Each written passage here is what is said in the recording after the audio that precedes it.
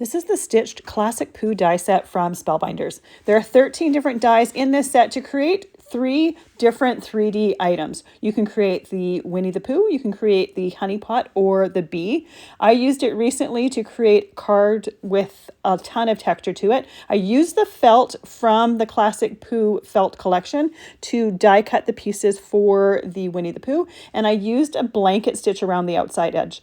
These dies don't have stitching holes in them, so you can pick and choose exactly how you stitch them. You could do a running stitch around the outside edge, you could do the blanket stitch like I did here.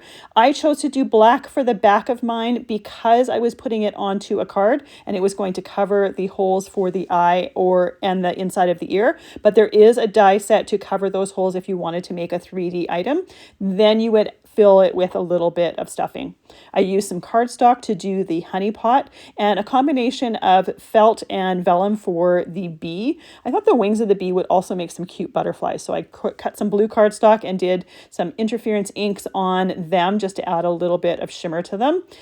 This set is so versatile and fun to use. I created a card with it, but I think these would make fantastic elements for scrapbook pages, for a different mixed media project, even to go in a frame in a baby's room. I think it would be just a really fun way to use it. I used liquid glue to glue everything together and it worked perfectly.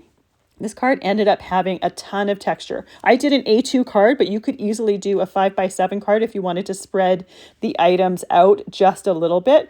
But between the combination of the felt, the cardstock, the vellum, the different inks that I used, it really has so much texture to it.